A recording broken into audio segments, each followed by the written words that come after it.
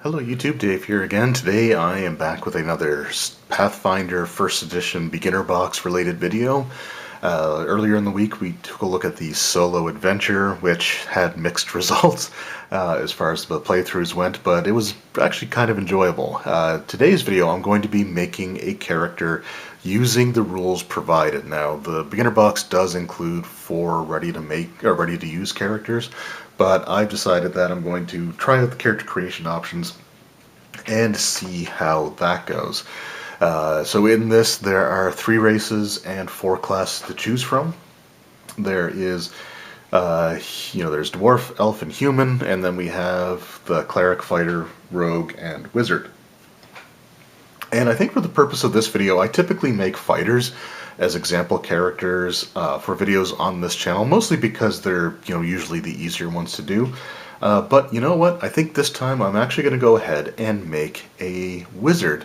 I have some minis. I'm kind of like the table that I'm using to record these videos is sort of a multi-purpose table right now. I'm running an online role-playing game, so I have like minis off to the side.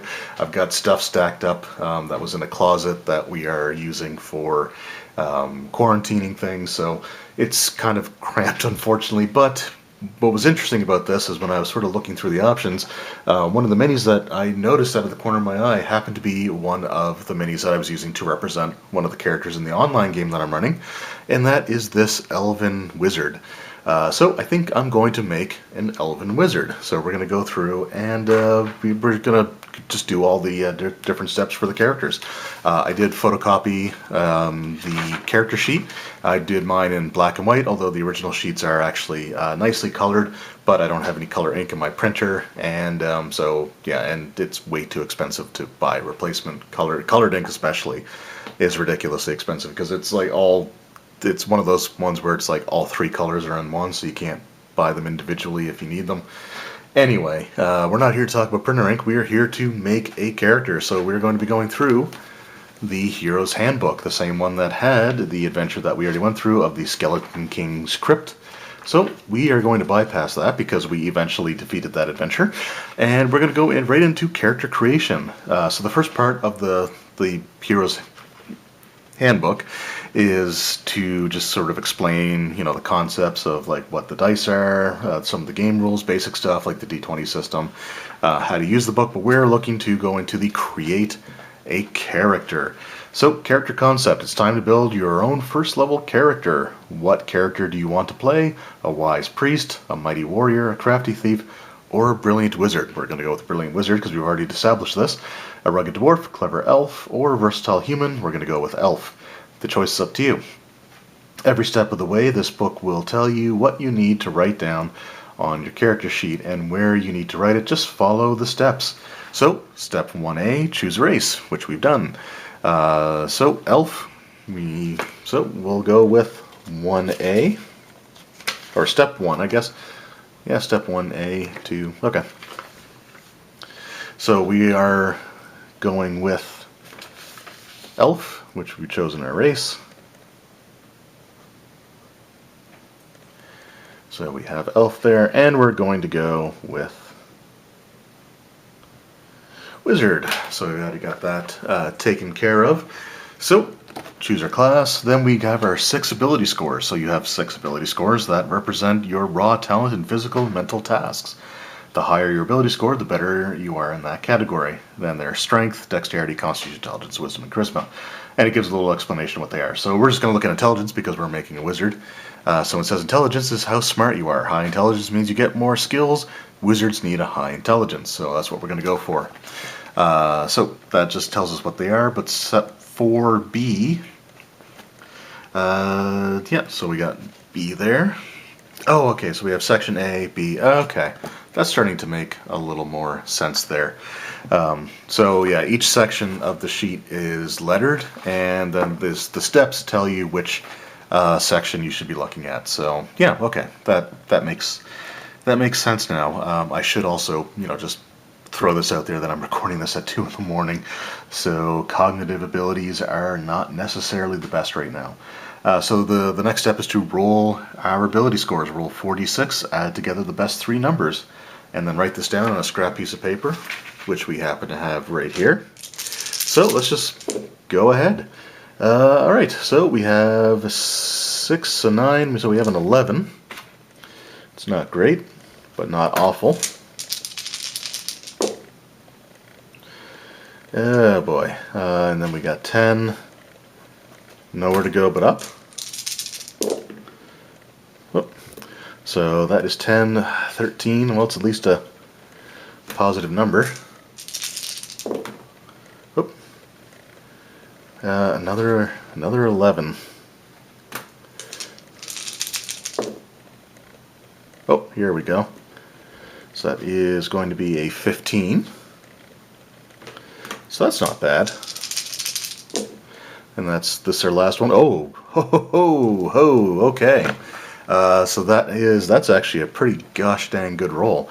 So that is, of the 4 dice, it's 3 6s and a 5. So we dropped the 5 because we don't need that horribly low number. So we actually have an 18. That's pretty crazy. Now, I know like in Starfinder, for example, it doesn't let you go above 18 to start, but here the ability score chart actually does go up to 20, so we are good. So we go to write our stuff down here, but we also have to adjust our ability scores. So when I was first going through this, I was actually looking for this information in the racial section, and there was nothing there, so I assumed when I was first reading through it that maybe you just didn't modify, because I didn't really pay attention to this section, because I know the steps myself normally. But this isn't made for someone that knows the steps normally. This is made for, well, a beginner. So so we have to adjust our ability scores in section B according to our race. So we are an elf. Elf adds 2 to dexterity and intelligence, but I have to subtract 2 from constitution. So we are going to, what are we going to do here? So for dexterity, alright, so for intelligence, we are using that 18. So that gives us a 20, which is pretty cool. I guess hopefully that'll show up on camera. Let's just zoom in a little bit here, so you can see the numbers that I'm writing down. So I think for dexterity, what I'm actually going to do,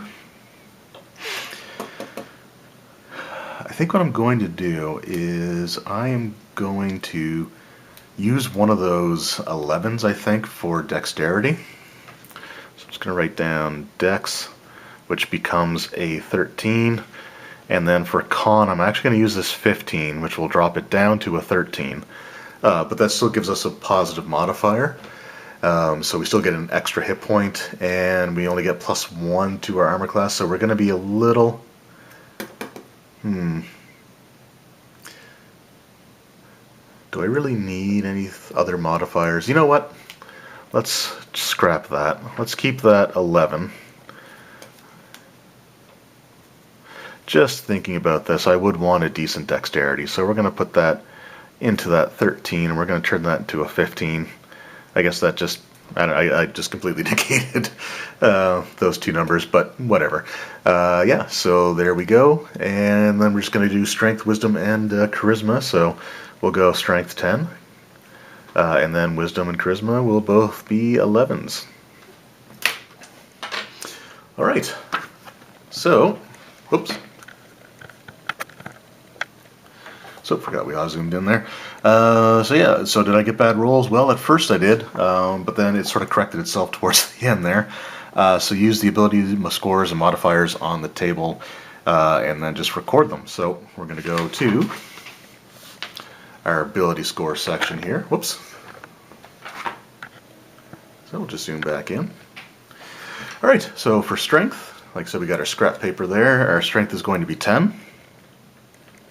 And we looked at the chart already, so we know that that's +0. Dexterity is going to be 15, which gives us a total of +2. Constitution is going to be a 13, which gives us a +1. And then intelligence is a 20, which gives us +5. That's pretty gosh dang good. And then we have 11s for wisdom and charisma, which gives us modifiers of 0.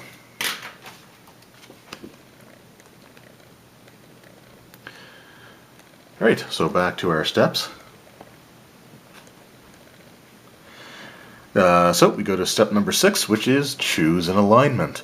Lawful good, neutral good, chaotic good, and then so it's the good or the neutral alignments. So for my alignment, I'm going to go with chaotic good, because that just seems like one that makes sense for elves. Gender. So name is next, I'm assuming. Yeah, name and gender. So we're going to go with female just because it's representing the miniature that I had at hand, because one of my players is playing a female elven spellcaster type character. And the name that we're going to give her is going to be Ariana. There's a few different reasons for that, and I'm just going to keep that to myself. So what's next? Turn to pages 14 and 15 for information on races. So here we go, the races. We are not a dwarf, we are not a human, but we are an elf. So it just says elves love the natural world. They value privacy and traditions. Although generally taller than humans, it's kind of nice to see that in this game. Elves possess a graceful, fragile physique, accentuated by long, pointed ears. Elves often consider humans rash and impulsive, and dwarves stubborn and dour. Many elves embark on adventures out of a desire to explore the world, leaving their secluded forest realms to reclaim forgotten magic or search out lost kingdoms. So, if you're an elf, write down the names of these 5 elf racial traits. Section C of your sheet. So, first thing is speed is 30 feet. 30 feet. 6 squares. Low light vision.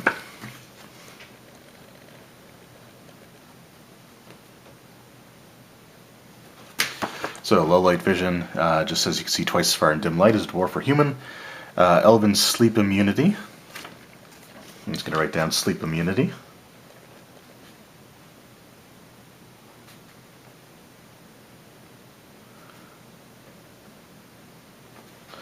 Okay. Keen senses, which gives us a +2 as a bonus to our perception. So we got the skills here, and then we have class skill, which we'll look at later. Ranks, which we're not going to worry about until a little bit later. Ability modifier, miscellaneous modifier, and total. So under miscellaneous modifier, we are writing +2, and that is keen senses. And then weapon familiarity.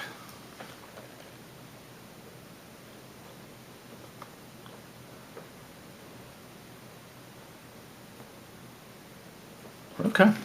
So weapon familiarity says you know how to use longbows, longswords, rapiers, and short bows no matter what your class is. So we've got that. So we're done with the races. So now we go to, we're looking for wizards, so we go to page 26. 26, Wizard. You are a master of magic, bending strange energy to destroy your enemies. Your spellbook is your best weapon. Okay, so wizard class features. So in section F, which is right there, section F, we write down the following. So fortitude bonus is +0. Reflex is +0. Will save is +2, and attack bonus is +0. Hit points, so that's 6, but we do add our con modifier, right? Like, I'm pretty sure that that's still...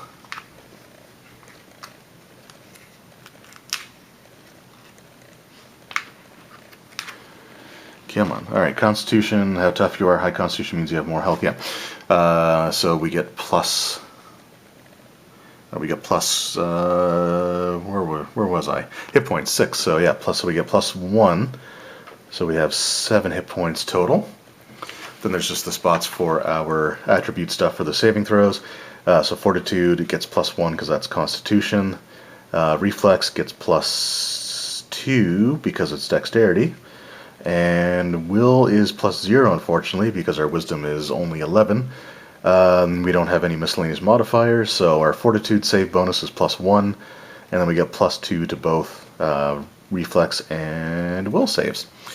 Cool. And then skill ranks, 2. Plus intelligence modifier. So I should probably write, so my intelligence modifier, so that actually gives me 7, right? That'll probably make more sense once I get to the actual, yeah, it means you get more skills. So we're going to have 7 ranks.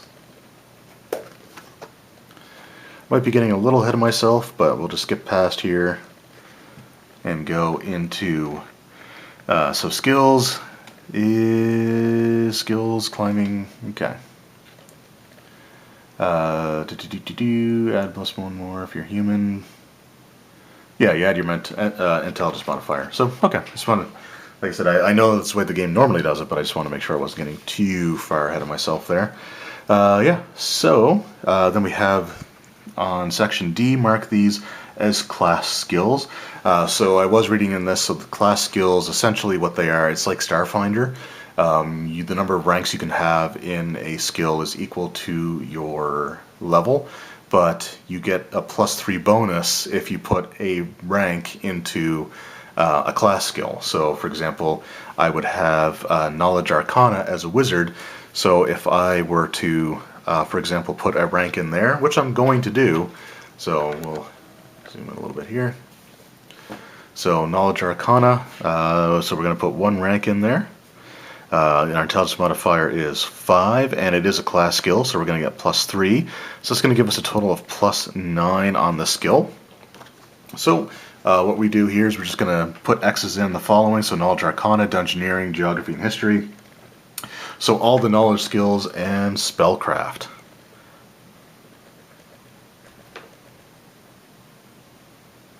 Right, even knowledge, religion? Yep, and then Spellcraft.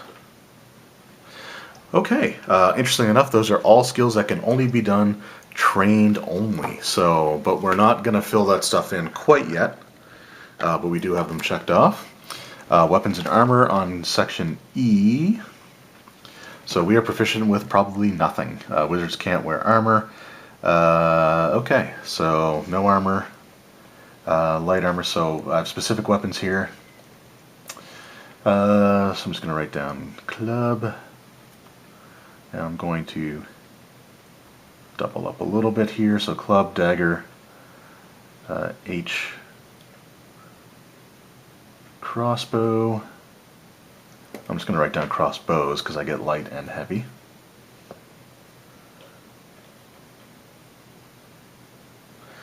Crossbows, and then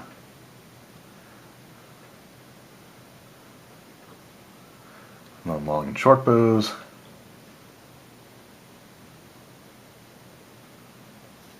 Quarterstaff, and then we get longsword.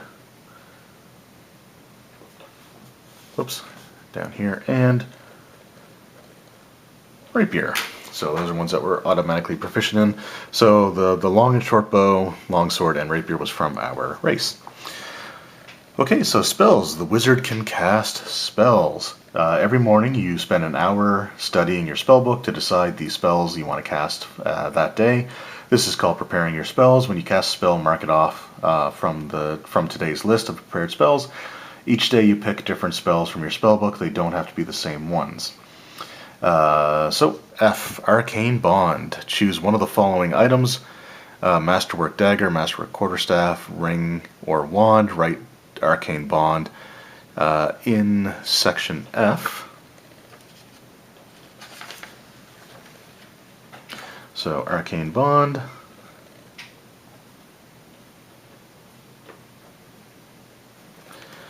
And let's go with, I'm going to go with Wand, just because that just seems to make sense. Yeah, so we have that. You get this item for free. Cool. Once per day you can use it to cast any one spell from your spell book. You don't have to prepare this spell ahead of time. That's pretty good. Using the bonded item is like an emergency backup spell that isn't written down on your list of prepared spells. Replacing a lost one or destroy one costs 200 gold pieces. So, yeah, I mean, I could take the Masterwork weapons, but I'm going to go with Wand because I think that just makes sense. So yeah, so that's something that's pretty cool. I'm going to remember what that does. I'm not going to write it all down, but basically lets you just cast an unprepared spell from your spellbook, or any spell from your spellbook for that matter. It doesn't have to be one that's unprepared, but it's a good backup for that. So K, Wizard Spellbook. So K is over here. So K, every spell you know is written in your spellbook. You start knowing only a few spells, but learn more as you become more powerful. You can also copy spells from scrolls from another wizard spellbook. If you lose your spellbook, you can't prepare any spells from it until you get it back or get a replacement. So K, Wizard Spellbook. I guess I don't write anything down there yet. F, choose your arcane school. So they give you three options here: Universalist, a Evocation, or Illusion. So Universalist, so these all give you some abilities that you can do. Now Evocation and Illusion will have restricted spells, so there are certain spells there that you cannot take because they are sort of the contrast with the school that you're focusing in. But if you take Universalist, you can just choose any spell that you want. And you also get, like I said, unique abilities. So Universalist gives you Hand of the Apprentice, so 3 plus your intelligence modifier per day. You can magically throw your melee weapon at an enemy up to 30 feet away. Your attack roll is 1d20 plus attack bonus plus intelligence modifier. The weapon deals normal damage plus strength. Instantly returns to your hand. That's cool, but I'm looking at Evocation here. So Evocation magic is about creating and controlling energy. Many evokers focus on attack spells rather than defense or trickery. So you can do Burning Hands once per day. You cast Burning Hands spell once per day without having to prepare it. Force Missile, 3 plus your intelligence modifier per day, so 8 times per day. You blast one opponent within 30 feet, dealing 1d4 plus 1 points of damage. Using this ability as standard action. Yeah, I'm taking that. Restricted spell, so you can never learn or cast Acid Arrow, Disguise Self, Displacement, Invisibility, Mage Armor, which kind of sucks, Stinking Cloud, or Web, but I'm okay with that. So that is F. So we're going to go back to section F. And our arcane school is Evocation School. Whoops.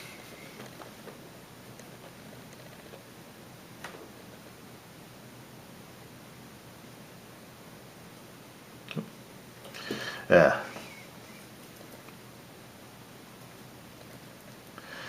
I mean, I know my writing sucks normally anyway, but for those that are wondering, I'm actually like trying to reach around the camera, and I've got this to try to get a good view of it. I have to have it kind of far away, so it's just a really awkward position, which is not great because, like I said, I already have a really bad handwriting. So Evocation School gives us Burning Hands.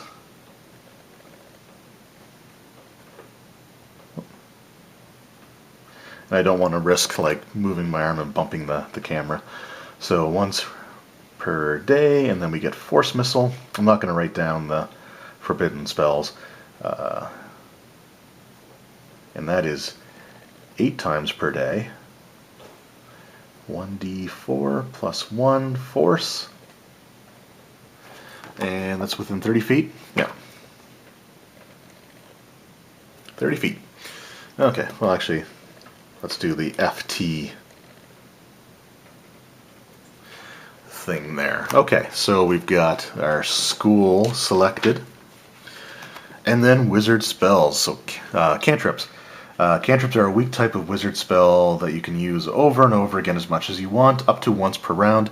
You don't have to prepare them. You always have access to these 4 cantrips. So, section K here.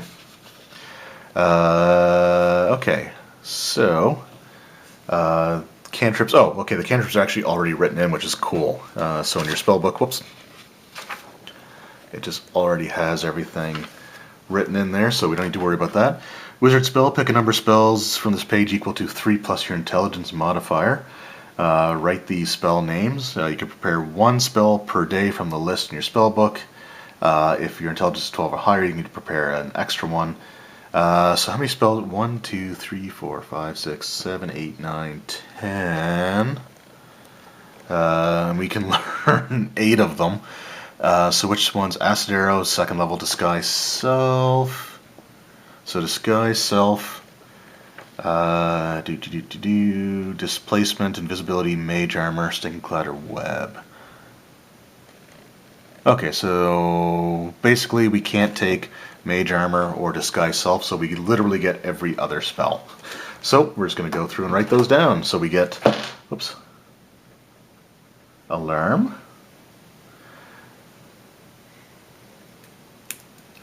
Let's just write 1 dash. So yeah, we get Alarm, Burning Hands, Cause Fear, and then Charm Person. Detect Secret Doors.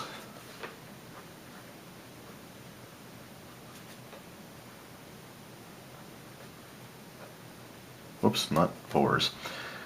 Detect Secret Doors. Can't take Disguise Self, but we get Featherfall. Don't get Mage Armor, and then we get Magic Missile and Sleep. So that's right. 1, 2, 3, 4, 6. Yep, that'll be 8. So Featherfall, Magic Missile, and Sleep.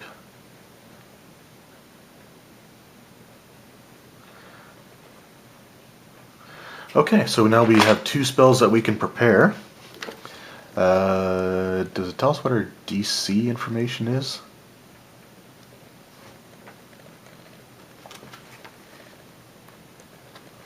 Did I just miss that? That might be in the finishing touches section, so let's just see what we got here. Just going to go through everything real quick, just make sure that I didn't miss that information. Like I said, it will tell you in there.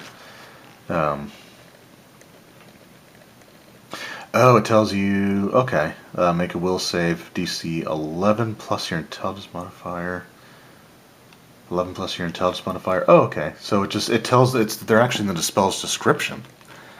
That's interesting. Yeah, so we get 2 spells that we can prepare. Now I get basically Force Missile 8 times per day, which is the same thing as Magic Missile at this point. So Magic Missile for a first level character only does 1d4 plus 1. Force Missile does 1d4 plus 1. It doesn't say that you have to make an attack roll with the Force Ray. It just says that you strike, so it's essentially the exact same thing as Magic Missile, so I'm not going to take that. I think I don't need to take Burning Hands either because I can do that once per day, and I have my Arcane Bond, my bonded item, which I can cast a spell from as well. So, at first level, I think that the 2 spells that I'm going to take, prepared spells, so I get 2. I think the first one I'm going to take will be, let's go with Charm Person.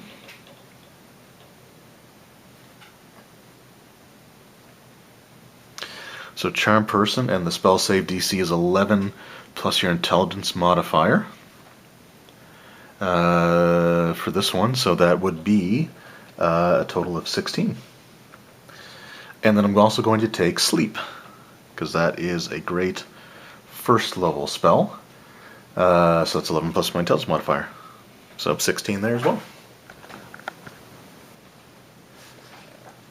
Alright, so we are done with the first level character, first level wizard. So now we go to page 32, and this is finishing our character. So the last things we have to do are going to be skills, feats, and equipment, as well as filling out things like your...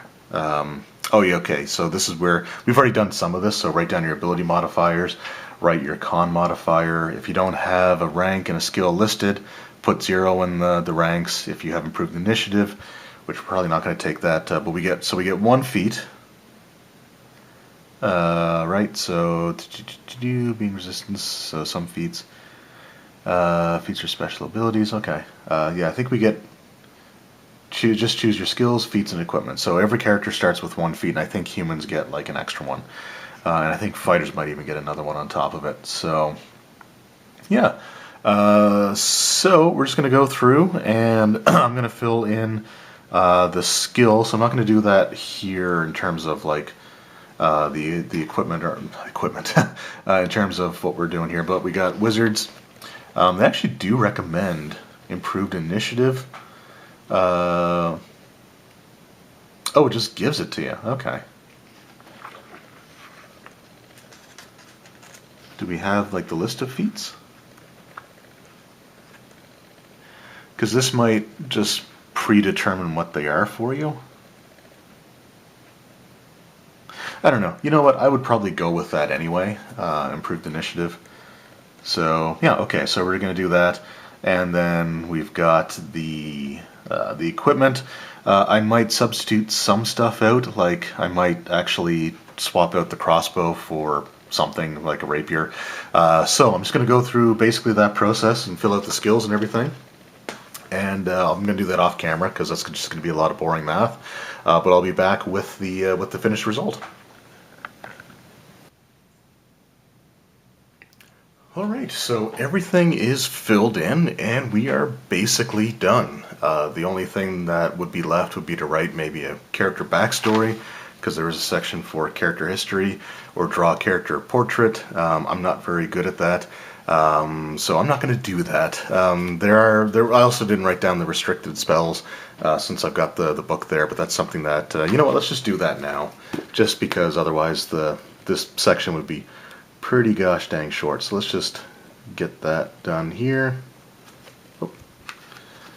So restricted spells for evocation. I didn't realize there was actually a section on the character sheet for it. That's why I wasn't going to write it down before, but there is one. I just noticed it, so let's do it now. So acid arrow, disguise self.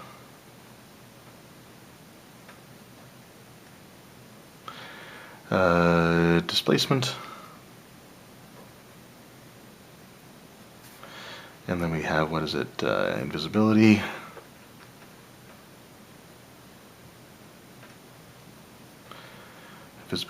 mage armor, stinking cloud, and web.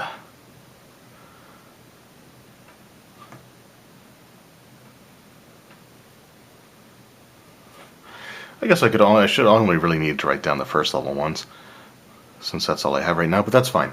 So we have that taken care of. So that is, like I said, that is it for our character. So I'm just going to go through and show everything here. I did make a couple of changes in terms of like the suggested stuff. I did go with sort of the suggested equipment, although again I did make a little bit of a change there. But here we have our character. So we have Ariana, our Elven Wizard, female Elven Wizard. She is chaotic good. Right now she is level 1. Strength 10, Dex 15, Constitution 13, Intelligence 20. Pretty good for a starting character. I never thought I'd roll an 18.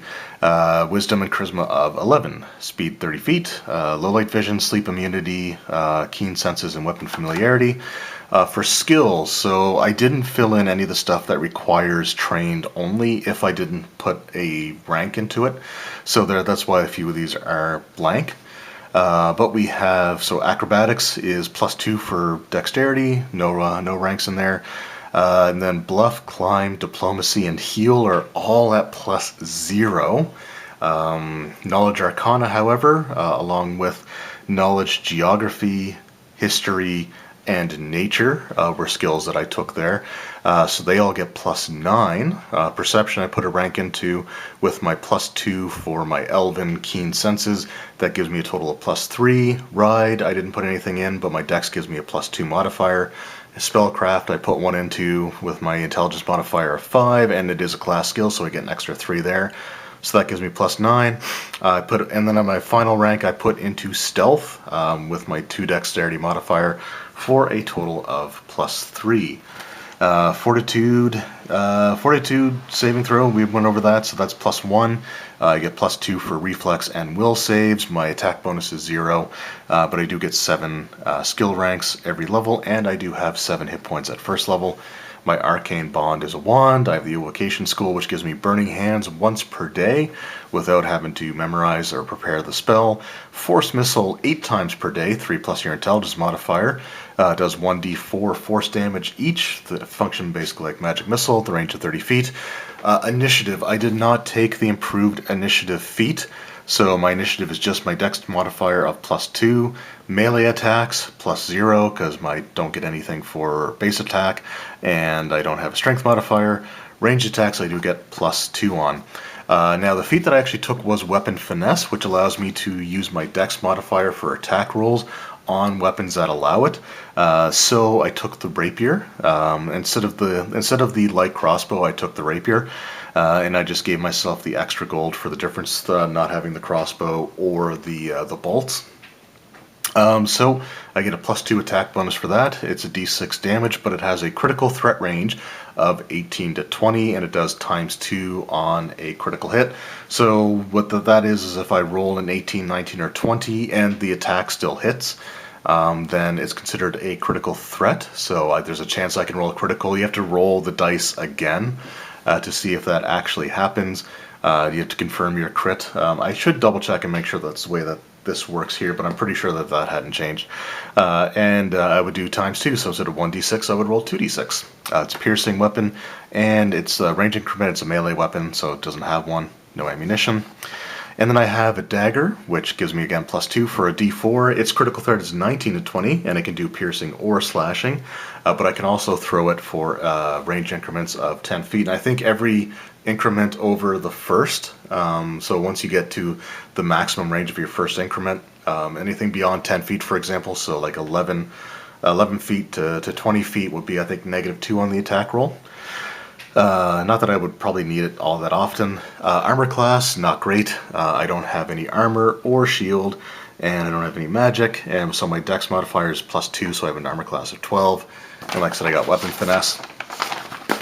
And then equipment, so ordinarily I would have been left over with 6 gold, but the difference between the rapier and the light crossbow with a single quiver of bolts was 16 gold. So I would add I added the 16 to the 6 for 22 gold left over, which I could always use to buy a few different things if the need arises. But I do get a dagger, an adventurer's kit, which gives you a bunch of stuff.